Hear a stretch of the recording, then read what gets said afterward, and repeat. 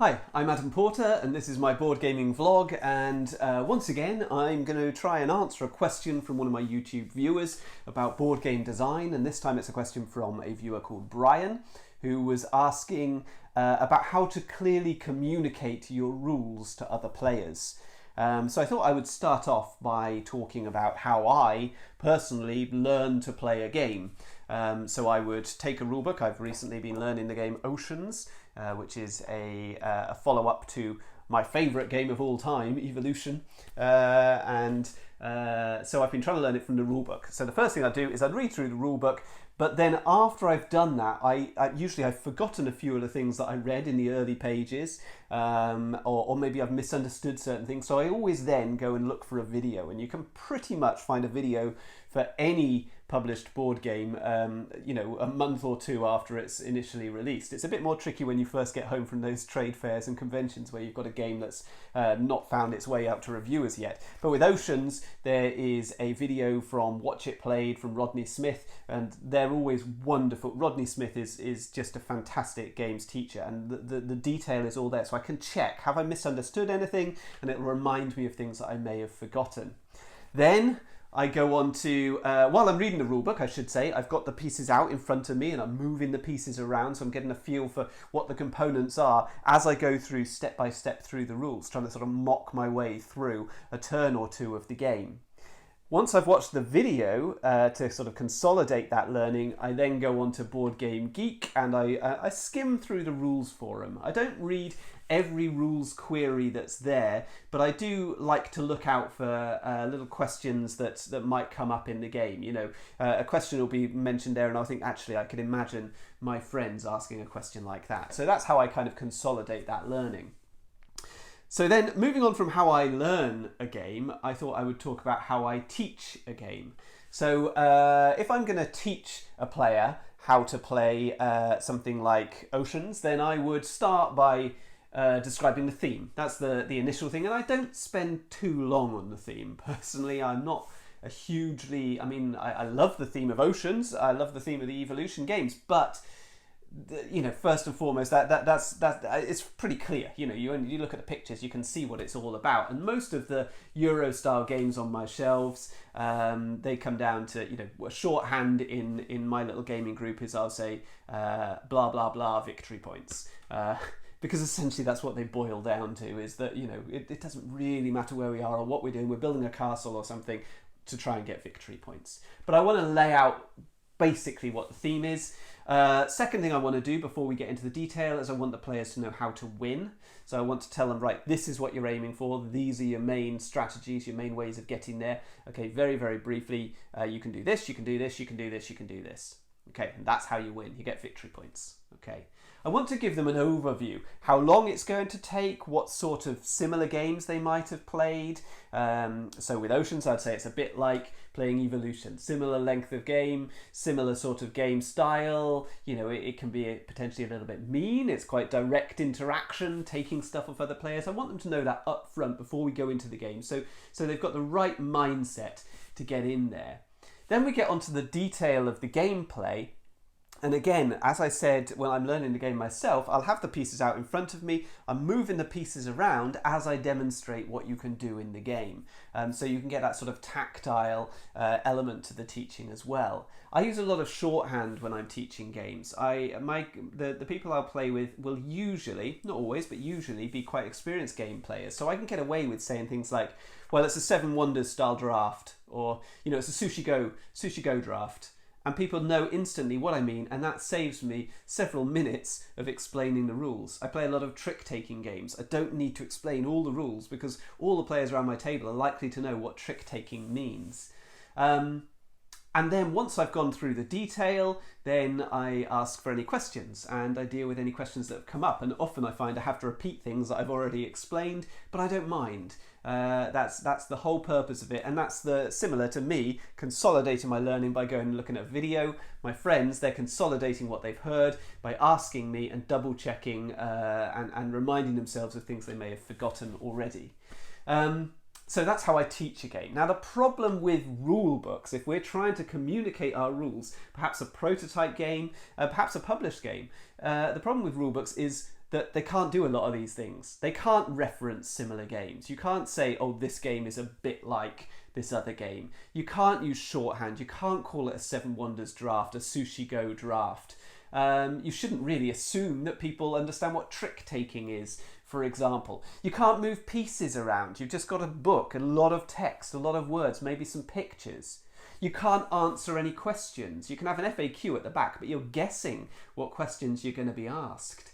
And that's where the Board Game Geek forum comes in and is really, really helpful.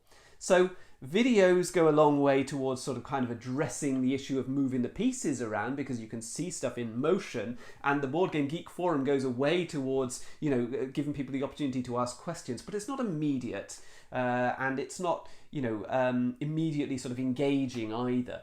So we have a problem with rulebooks, and you've got to make them clear. But whose job is it? Is it our job as the designer, or is it the job of the publisher to do it? And to be honest, I think it's ultimately going to be the job of the publisher to put together a decent rule book for the finished product. You know, we're game designers. We come up with the rules. We don't have to be experts in writing. We don't have to be experts in communication. That's a useful skill for all sorts of reasons, but it's by no means a requirement if you've got a brilliant game idea to also be a brilliant writer, a brilliant communicator. However, if your rules are badly written, then you may miss out on getting that game published, and that's because your publisher is likely to give it one chance. They're going to sit down with that rule book, they're going to try and learn the game, and if they fail to learn it from the rules, are they even going to bother to come and ask you the question? Probably not. Maybe they only have a testing session once a month.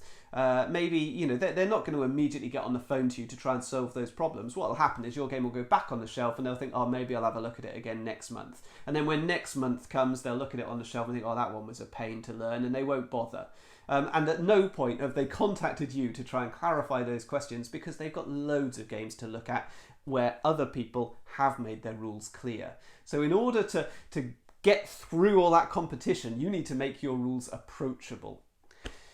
The other thing is that publishers are often learning the rules in a second language. You've written your rules in English maybe. I guess English is probably the most sensible language to write your rules in, because then you can show it to publishers all around the world, because it's the most widely spoken language. But that means that often people are learning it in their second language, which makes it harder to learn the rules. And I personally, you know, I feel like my English vocabulary is quite good, and I use quite long words sometimes, and probably quite complex sentence constructions for somebody who is not a native English speaker to understand. So trying to simplify that language for the rulebook is really, really useful. It's not just the publisher you've got to worry about. The publisher has teams of playtesters that they then give the game to get it tested, and those people have got to understand the rules as well. And if they have a bad experience learning from the rules, that's going to impact on their view of the game overall and the game experience, and they're going to give negative reports back to that publisher when they're still working out, do they want to take your game on board or not. At the point where the game is going into production, then it does become a publisher responsibility to make the rule book as good as it can be. And I've had different experiences with different publishers. I have 5 games on the market at the moment. I've had a couple of games which have gone through development processes and eventually not come to market. And I've got another 5 games that are signed. So I've been through this process with a lot of publishers over the last few years. And I find that there is no uniform approach between different publishers. You might have no involvement as the designer in the final written rules. They might just be shown to you at the end and say, these are the rules. And that's the first you see of it. Okay, so that's possible. No involvement at all. The second thing that can happen is you can be involved when it's too late. So I've had the situation where I've been presented with a rule book for comment, you know, could you comment on the rules, are you happy with the way they've been written? But it's already been translated into 8 or 10 languages, at which point any comments that I make are going to have to then be translated into another 8 or 10 languages, and there's no way for me to check whether that translation has happened or not. So I'm very limited in terms of what I can change and what I can manipulate. I've had the experience of having total responsibility for the rules, where everything is going to be written exactly as I've written it. Now that's quite terrifying as a prospect, because I'm no professional rules writer, and so for me to have to lay it out and take full responsibility for that rule book, that worries me a little bit, because my instinct is to be thorough, to get every little eventuality in there, to make sure that there are no rules questions left at all. But in doing so, I can make that rule book quite daunting for the players. The best relationship is where you have involvement at every stage, where the publisher comes to you every time they've got a rules question, they show you every draft, they allow you plenty of time. I mean, that's another thing, is often the rulebook a draft will come to you and they'll say, we need your response by later this afternoon, because then it's going to the printer. And you're already in, you're doing your day job. I can't suddenly take 2 or 3 hours off in an afternoon to look through a rulebook for one of my games, to get it there in time for the publisher to get it to the printer. So you want involvement at every single stage, with plenty of time to go through it, to discuss, to send notes back and forth, on a good relationship with the publisher, where everyone's responding to each other promptly, but respectful of each other's time as well. Of course, we all know that sometimes publishers do a terrible job with rulebooks. We've all seen it, even with fantastic publishers. I've seen some terrible rulebooks. The same publisher will have another game with an amazing rulebook, and you just think, well, what happened there? How did that one get missed? And I think the problem is that publishers have so many things going on and different timelines, and things get delayed in production and things get shifted around, and sometimes the rulebook is a bit of an afterthought. It's the final thing in the process. They've run out of time, they throw it together, they don't have time to do blind testing on it, and so as a result it comes out and it comes out flawed. And in the worst cases, I have bought games where they have been unplayable from the rules. I've had to go online and search to try and find solutions, to try and work out how is this supposed to work, and then it turns out there's just actually an entire passage that has been removed from the rulebook, and you couldn't learn the rules just from reading the rulebook there. So some publishers do a terrible job. Some publishers, of course, do a wonderful job, and it's very hard to work out, which you're getting when you buy a game. And I think sometimes it's hard for the publisher, because they're so close to the product, to actually work out whether their rulebook is functioning well or not, and that's the purpose of the blind testing. So how soon should you write your rules? Well, when you're designing a game, I would say write your rules as soon as possible. I might write my rules before I even playtest the game with any other players. It might be the first thing I do. When I wake up in the morning and I'm laying in bed and I've got a rough idea going around in my head, maybe just to get those rules down on paper, just so I remember the idea, that might be the very first thing I do. And then every playtest, I'll be adjusting those rules and improving those rules and the clarity of the rules and the consistency of the rules as I go along, and keeping an organised sort of series of numbered documents on my computer so that I can always look back at how the game has evolved. And we talked previously in my video about how to playtest. We talked about how to log your playtests and how to sort of write reports in a journal and so on. So that's really useful for keeping a record of which rules version you're at. Okay, going back to principles of rules writing. What sort of stuff do you want to consider when you're writing the rules? This is going to be a little bit, I suppose it might sound a little bit academic, but I think it's important. You want to avoid the passive voice. What I mean by that is it is clunky and difficult to understand when you have sentences like "the dice are rolled by the player." You're better off using the active voice, which is where you say "the player rolls the dice." Okay, it's less wordy, it puts the player right at the center of the action, so it's a logical sequence and the player immediately feels involved. It makes your rules so much easier to read. I would go one step further, personally, and this is a personal preference, as all of this is all subjective, what makes good rules. I like the second person structure. So that is where I say on a player's turn, I wouldn't say on a player's turn, I would say on your turn, you roll the dice. Okay, you, not a player. Okay, I want to put you right into the action, and I want to make it conversational, as if I was teaching you the game. I don't want this to be a difficult sort of imposing sort of structured manual for you to fight your way through. No, it's like we're having a chat. You, on your turn, you roll the dice. This is also useful because it avoids the issue of gendered pronouns, which is a big issue in writing rule books. Very frequently you see rule books which only refer to he. On a player's turn, he does this, this, this, and this. Okay, and they never mention there might be a she playing the game. or somebody who is gender neutral playing the game. Okay, and regardless of your views about political correctness or whatever, we don't want to alienate anybody from learning our rules, feeling like they're welcome at the table, feeling like this is a game for them. So we ought to be writing,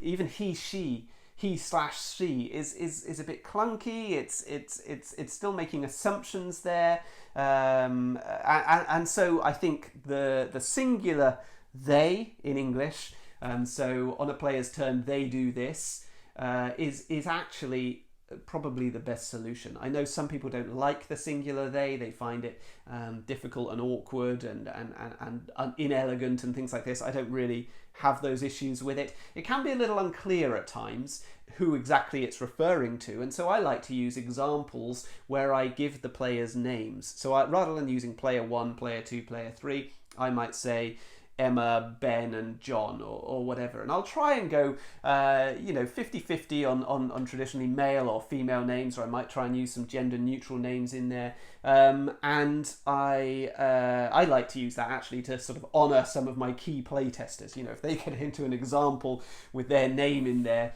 then I think that's just a nice sort of way of honouring that player.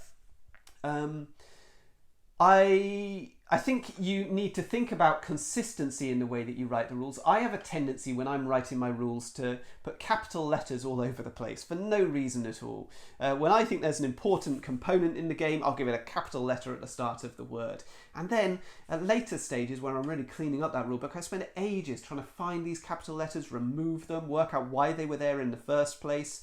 You don't need them. They don't need to be in there. It just makes it harder to read.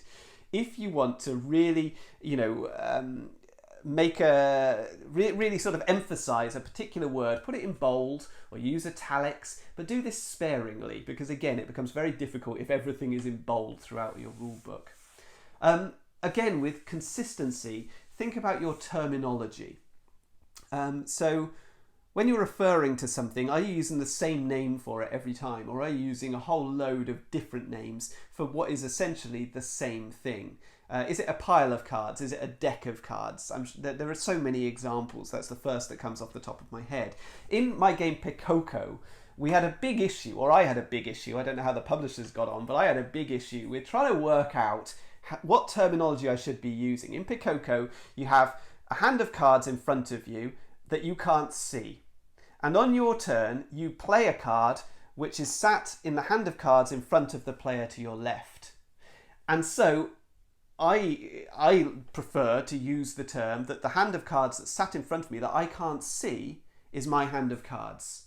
Okay. Some players, after publication of the game, were saying, well, that's not really your hand of cards. Your hand of cards is the one in front of the player to the left, because that's the one you select cards from.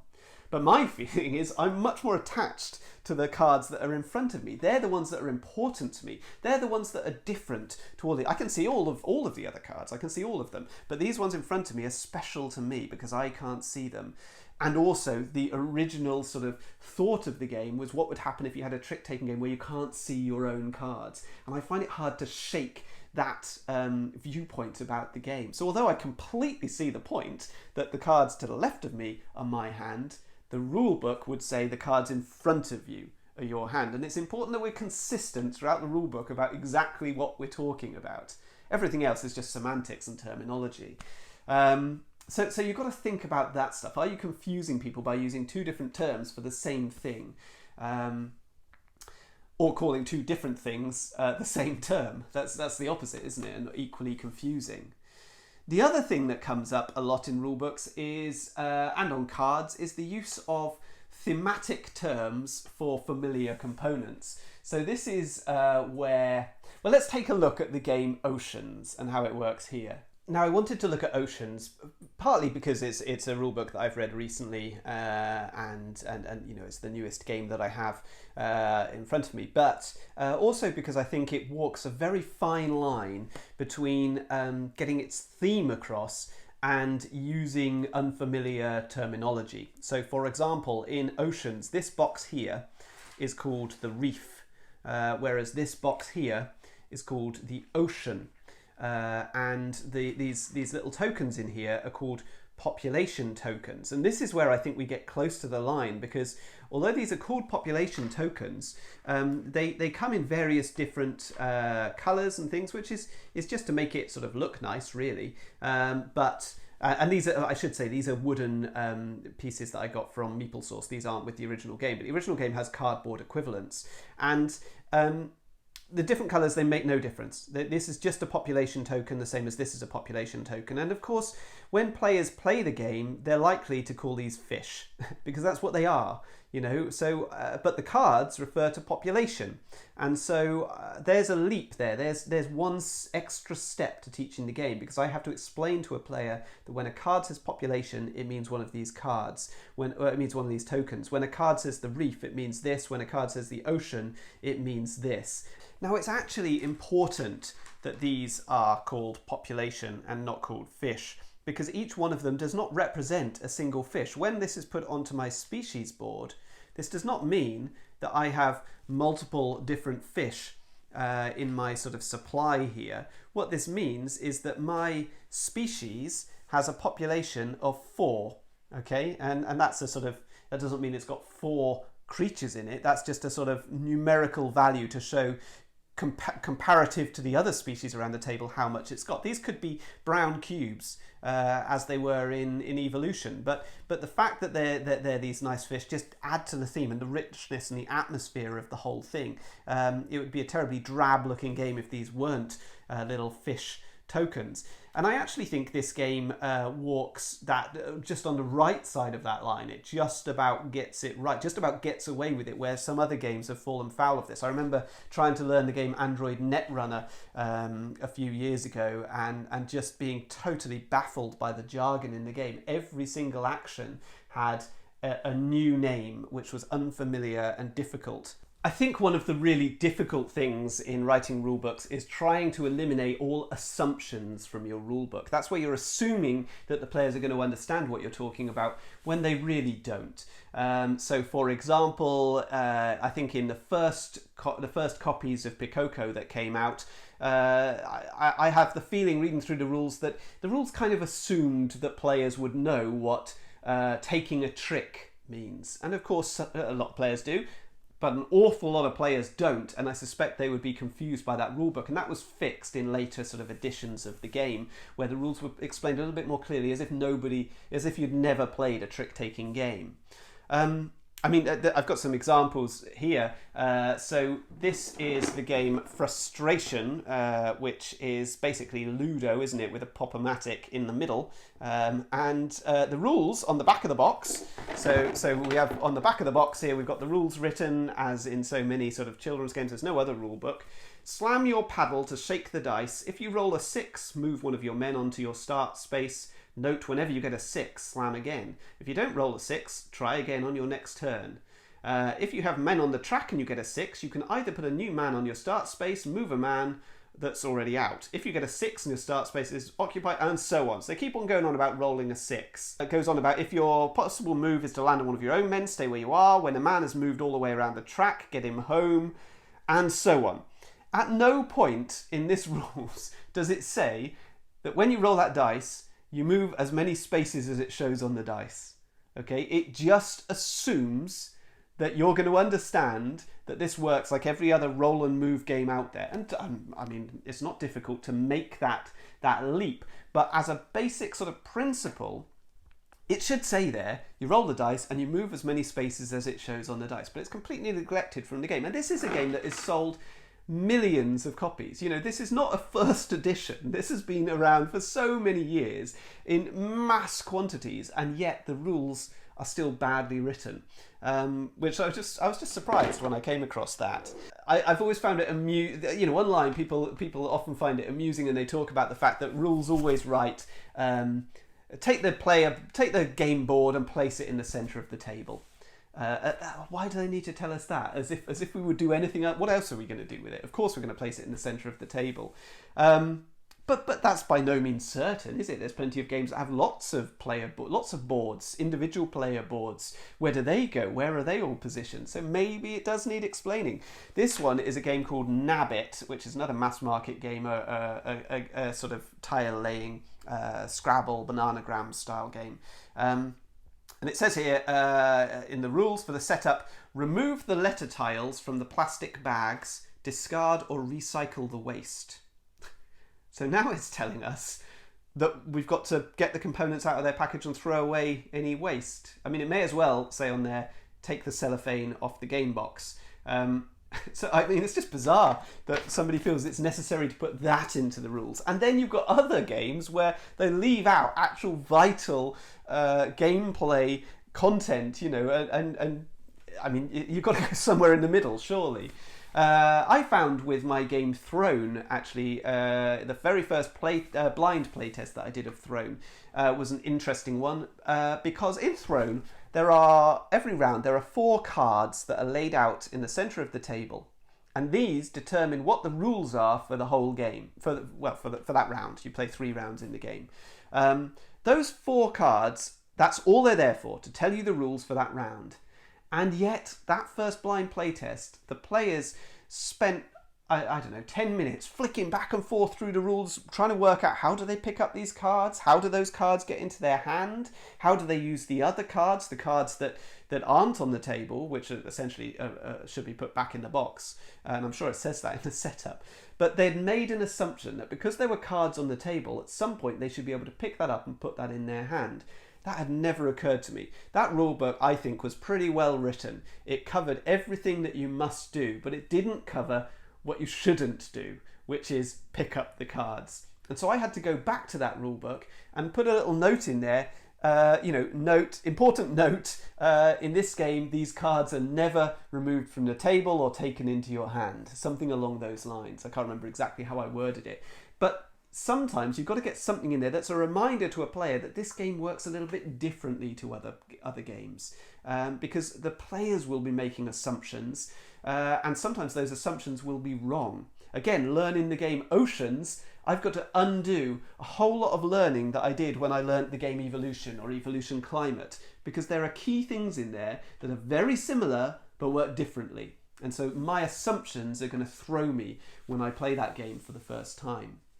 This is where blind testing is really, really useful. Watching the other players learn the game. And there's 3 different types of blind test. There's blind tests where you give the game to somebody, they take it away, they learn it, they play it, and then they give you a written report and you see none of it apart from the written notes. I'm not that keen on that type of blind test. Personally, I want to see people playing the game and struggling with it and work out where they're struggling and why. But even with that, there's 2 different versions. I could give them the rulebook, ask them to learn it in front of me and teach it to the other players and then play, and I can see that whole process. Or I could give them the rulebook and the game, allow them to learn it in their own time, and then the blind playtest would be me watching them teach it to other players and see what assumptions they've made. That second one is probably a bit more natural. It's a bit more like how we normally learn games. You don't normally learn a game with someone staring over your shoulder looking at you. You learn it at home and then you take it along and you teach it. But I'm missing sort of watching half of the process if I do it that way. I don't get to see how long it takes them to read that rule book, how much they struggle with it, how much they're flicking back and forth looking for certain rules. So I think there's a place for both of those type of blind tests, and maybe doing both of them as part of your process. Okay, so going back to key principles to writing your rules, how much do we repeat ourselves in the rules? I think repetition can be confusing to the players. Why are we going over this again? Is this different to what was referred to previously? Certainly if it's worded in a slightly different way. So I would try and avoid repetition. Aside from anything else, you want your rules to be short. You don't want them to be long and daunting and unapproachable. But I do think summaries are useful. So maybe this is in a coloured box off to one side and it summarises everything that you've learned so far, okay, or about that particular area of the rules. I think examples are really useful, and images particularly. So if you can put some images and talk through an example of a game turn using player names, I think that can be really, really valuable. When you've written your rules, ask yourself, how difficult was it? How difficult was it to explain your game? How many pages did it take you? The key, I think one of the core things that game designers need to realise is that their game is, I don't know, 5-10 times more complicated than they think it is every single time. Okay, even with, I've got a very, very simple game that's recently come onto the market called Quazzle. It doesn't have many rules, and you know, and to me, it's about the simplest game that that I've ever made. And yet, I explain it to some people, and they're just not quite grasping what's going on. And you realise that to them, it's not simple. And I don't know, it's always they're always more complicated than you think they are. And the rules length, the amount of pages that it takes to explain those concepts, gives you a clue as to how complex your game is. One thing that designers will often do is take a rule book from an existing published game. This is particularly what new designers might do, and I think it's really valuable for new designers as an exercise. So take I might take a rule book from, I don't know, the game Cacao or something, and I think, right, I'm going to base my structure on how the rules to Cacao are written. And that is a really good exercise, although you've got to remember, again, as I said previously, some publishers do a terrible job, so basing it on their rulebook is going to make your rules pretty awful too. That's not, I can't remember how good the rulebook to Cacao is. It may be fantastic, so I'm not casting aspersions on Cacao. But take care when you're basing it on a rulebook. And one thing that you might want to do is, even at that very early stage, when you're first writing your rules, have in mind which sort of publisher might I give this game to. If in the perfect world, who would publish this game for me? And then get one of their rule books. So if I'm thinking, okay, Cosmos, this is a Cosmos game through and through. In the very early stages, I want to show this to Cosmos. Then I want to get a rule book from a Cosmos game box and base my structure on that. Now, even if it's not Cosmos that ends up taking on the game, I've based it on a structure and it's laid out sensibly. And when I do show it to Cosmos, I'm giving myself the best possible chance. So I think it's always useful to have a publisher in mind, even from an early stage.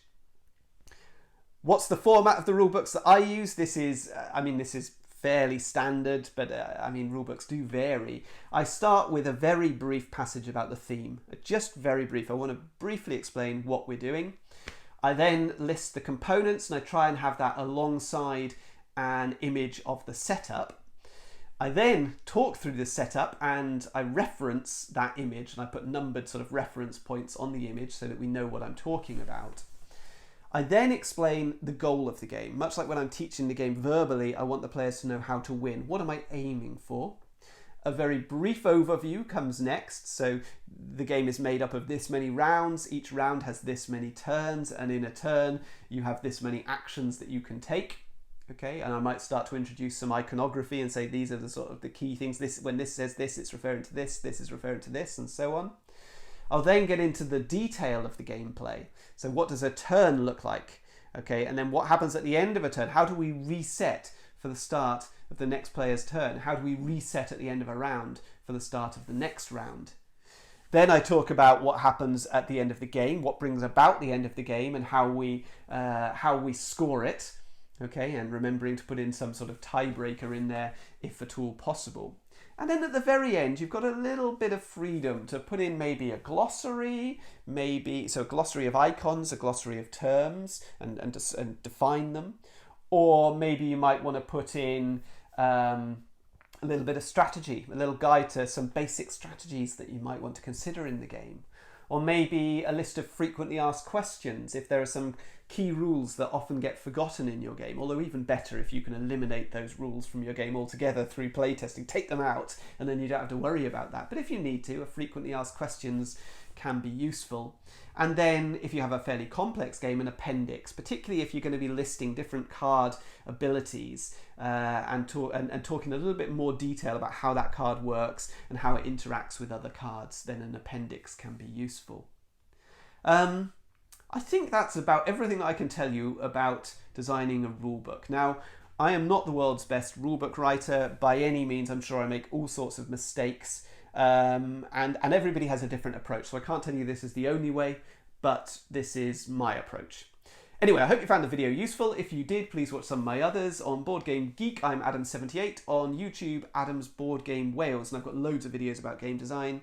And on Twitter, @BoardGameWales. Thank you very much for watching. All the best.